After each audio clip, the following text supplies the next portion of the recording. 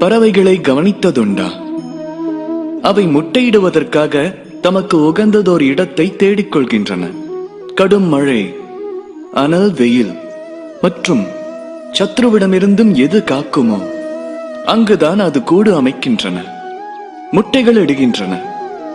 அதன் பின் அந்த முட்டைகளிலிருந்து உயிர்கள் தோன்றுகையில் அவற்றுக்கு உணவூட்டி அவைகளை காக்கின்றன. ஆனால் அவைகளுக்கு சிறகு முளைத்ததும் அவற்றுக்கு உணவும் வழங்காது, கூடு அமைக்கவும் பயில்விக்காது. பறக்கும் கலையினை மட்டுமே அது கற்பிக்கும். உருவான அச்சந்ததிகள் தமது பறக்கும் ஆற்றலினை கொண்டு தாமே உணவினை தேடத் துவங்கும். தானே ஒரு கூடு அமைக்கவும் கற்கும். எனினும் மானிடர்கள் செய்வதென்ன? சந்ததிகள் பருவ வயது எட்டினாலும் அவர்கள் குறித்த கவலையினால் வாடுகிறோம். அவர்களுக்கு வீடு அமைத்து தர முயல்கிறோம். நமது சந்ததிகளுக்கு வலுவூட்ட வேண்டிய நாமே அவர்களை பலவீனமானவர்களாக்குகின்றோம். ஆக வாழ்வில் நாம் பின்பற்ற வேண்டியது அந்த பறவைகளையே. நம் சந்ததிகளுக்கு சிறகடிக்க பயில்வியுங்கள், நெறிப்படுத்துங்கள். குறிப்பிட்ட ஒரு காலத்திற்கு பின்னர் தாமே தமது வானத்தை தேர்ந்தெடுப்பதற்கு அவர்களை அனுமதியுங்கள். ராதா ராதா. சமுத்திரத்திலே பாதையாக பாலம் அமைத்த காவியம் அறிந்திருப்பீர்கள். ஸ்ரீராமரின் வானர சேனை 100 யோசனை தொலைவு கொண்ட சமுத்திரத்தை கடந்து லங்கையை அடைய வேண்டியிருந்தது.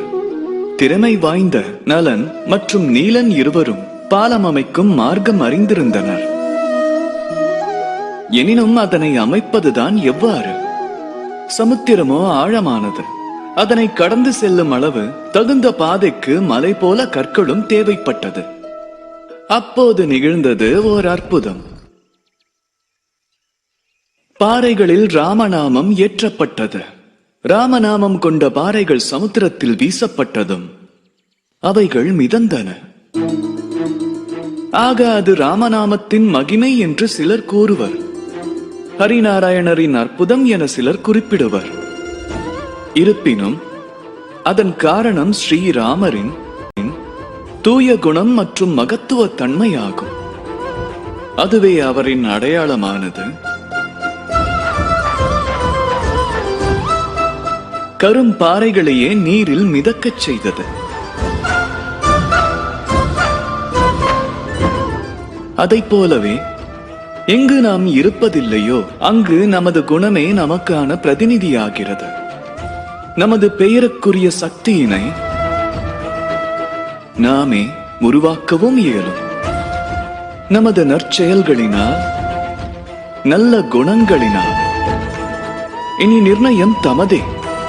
தமது பெயரின் துணை கொண்டு ஒருவர் சங்கடத்திலிருந்து தப்புகின்றாரா அல்லது தமது துர்ச்செயல்களால் விளைவது தீமையா என்பதை தாமே நிர்ணயிக்க வேண்டும்.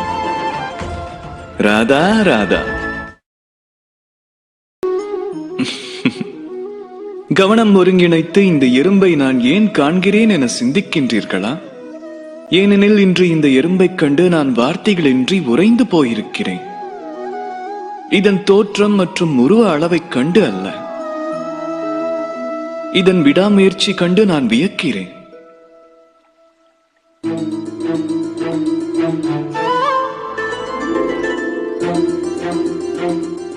அறிவீர்களா? எண்ணிலடங்கா பிரயத்தனங்களுக்கு பின்பே எறும்பானது இல்லம் ஒன்றை அமைத்துக் கொள்கின்றது. அது பிற உயிர்களுக்கு மிக எளிமையான ஒரு செயல். எனினும் ஓர் எறும்பின் வாழ்வில் அதுவே மாபெரும் நிகழ்வாகும். அதுவே அதன் மாபெரும் வெற்றியாகும். அந்த எறும்பின் ஆயுள் முடியலாம், ஆயினும் அது அமைத்த இல்லம் பல தலைமுறைகளை கடந்தும் நிலைத்து நிற்கும். வாழ்வில் பெறும் வெற்றியின் சாரமும் அதை போன்றதே. தாம் ஒரே நாளில் வெற்றியை ஈட்டி விடுவதில்லை. தன்னம்பிக்கையும் விடாமுயற்சியும் ஒவ்வொரு நாளும் தொடர்ந்தால் இன்றேனும் ஒரு நாள் தாம் வெற்றி ஈட்டுவது நிச்சயமாகும். ஒன்றை நினைவில் நிறுத்துங்கள், பாக்கியத்தின் கதவுகள் தோல்வியை ஏற்பவர்களுக்காக திறப்பதில்லை, அதனை தட்டி திறக்கச் செய்ய தொடர்ந்து பிரயத்தனிப்பவர்களை மட்டுமே அது அரவணைத்துக் கொள்கின்றது. ஆக முயற்சிகள் என்பது தொடரட்டும். வெற்றியானது தவறாமல் தானாக தம்மை தேடி வரும். ராதா ராதா. இந்த பூட்டை கண்டீர்களா? இதனை வலிமையினாலும் திறக்க முடியும், அன்பாலும் திறக்க முடியும். அதாவது இந்த பூட்டினை தம்மால் இந்த சாவியை கொண்டும் திறக்க இயலும், இந்த சம்மட்டியாலும் திறக்க இயலும்.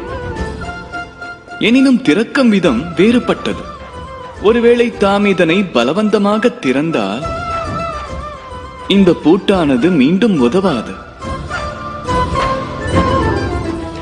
எனினும் இதனை இச்சாவி கொண்டு நீங்கள் திறந்தால் இது தங்களுக்கு மீண்டும் பயன்படும். நமது வாழ்வில் பந்தங்களும் இதற்கு நிகரானதே ஆகும். நமது வாழ்வில் ஆனந்தம் எனும் தனத்தை பாதுகாப்பதற்கு அன்பு எனும் சாவி உள்ளது.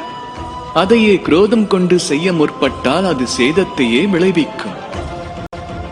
ஆகையால் பந்தங்களை திறக்க அன்பெனும் சாவியை கொணருங்கள். பூட்டு உடைந்தால் புதிய ஒன்றை வாங்கிக் கொள்ள இயலும். ஆனால் பந்தம் உடைந்தால் அது கிடைக்குமா என்ன? ராதா ராதா.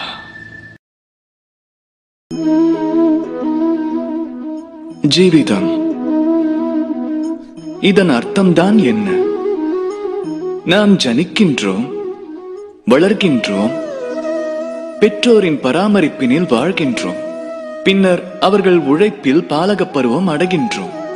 பின் பருவ வயதை எட்டி விவாகமும் புரிகின்றோம். சந்ததிகளை ஈன்றெடுக்கிறோம், அவர்களையும் வளர்க்கின்றோம். பின்னர் முதுமை பருவம் அடைந்து ஒரு தினம் இந்த சிருஷ்டியினிலிருந்தே விடை பெறுகின்றோம். இதுதான் ஜீவிதமா? இவ்வினா தங்கள் அகத்தில் அநேக முறை எழலாம், இல்லையா? இனி சற்றே நீரின் யாத்திரை அதை காணுங்கள். அது சமுத்திரத்திலிருந்து ஆவியாக எழுகின்றது, பின் மேகமாகி மழை நீராக பொழிகிறது, பின் நதியாகி மீண்டும் சமுத்திரத்தோடு இணைகின்றது. எனினும் என்றும் தன் வாழ்க்கை குறித்தும் அதன் நோக்கம் குறித்தும் அது வினவுவதே இல்லை. ஒவ்வொரு கணமும் அது வாழ்கின்றது. அந்த வாழ்வில் பிறருக்கு இயன்றவற்றையும் அது வழங்குகிறது. சமுத்திரத்தில் இருக்கையில் அநேக கடல் வாழ் உயிர்களை அது காக்கின்றது. பின் அது ஆவியாக எழும்பி மேகமாகையில் விவசாயிகளுக்கு பயிர் விளைச்சலுக்கு நம்பிக்கையை அது ஊட்டுகின்றது. மழை வடிவெடுத்து அது பொழிகையினில் நீரினை எதிர்பார்த்து வறண்டிருக்கும் நிலத்தை அது உயிர்ப்பிக்கின்றது. நதியாக பாய்கையில் கரைகளில் தாவரங்கள் வளரவும் அது உதவுகின்றது. இருப்பினும் அந்த நீரானது தனது வாழ்க்கை யாதென்றும் அதன் நோக்கம் யாதென்றும் என்றேனும் சிந்திப்பதுண்டா? இல்லை. அது தனக்குரிய தர்மத்தை பரிபாலித்து செல்கின்றது. தன்னால் இயன்ற மட்டும் ஆனந்தத்தை பகிர்ந்து செல்கின்றது. ஆகையால் உங்கள் ஜீவிதத்தில் வாழ்க்கை யாதென்ற வினாவினை எழுப்பாதீர்கள், அதன் உத்தேசத்தையும் வினவாதீர்கள். இந்த வாழ்வினை வாழ்வதற்கு பயிலுங்கள். தம்மால் இயன்றவரை மகிழ்ச்சியை அனைவருக்கும் பகிர்ந்தளியுங்கள். உடன் மனம் பேரன்பு கொண்டு உரைக்கும்.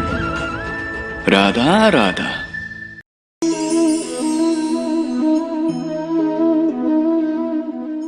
இந்த சிலையை கண்டீர்களா? தாம் ஆலயங்களில் வழிபடும் சிலைகளைப் போன்றதே இது. இதன் முன்பு சிரம் தாழ்த்துகின்றீர்கள், கரம் குவித்து வணங்குகின்றீர்கள், பிரார்த்திக்கின்றீர்கள், என்றும் மகிழ்ச்சி அளிக்க வேண்டுகின்றீர்கள். இனி சிந்தியுங்கள், இந்த சிலை எதனால் ஆனது? பாறையின் ஒரு பகுதியினின்று, ஒரு சாமானியமான பாறையில் இருந்து. ஒருவேளை இதே பாறையின் பகுதி வேறெங்கும் தென்பட்டால் தாம் செய்வதென்ன? ஒதுக்கி விடுவீர்கள். அந்த பாறைக்கு தாம் மதிப்பளிப்பது கிடையாது. ஆம், அதுவேதான் மானிடர்களுக்கும் நிகழ்கின்றது. அனைவரும் போற்றும் கௌரவத்தை ஈட்டுவதும் அல்லது மற்றவரால் இகழப்படுவதும் தமது நிர்ணயமே ஆகும். தாம் தமது உள்ளத்தில் நல்லெண்ணங்களை வளர்த்தால், நன்மைகளை செய்தால், சங்கடங்களையும் அனைத்து கடினங்களையும் எதிர்கொண்டு தம்மை வலுவானவர் ஆக்கிக் கொண்டால், அதோடு சன்மார்க்கத்தையும் கடைபிடித்தால் உறுதியாக தாம் கௌரவத்தை ஈட்டுவது சாத்தியம். இல்லையேல் தாம் உதாசீனம் செய்யப்படுவது உறுதியாகும். இல்லையா? ராதா ராதா.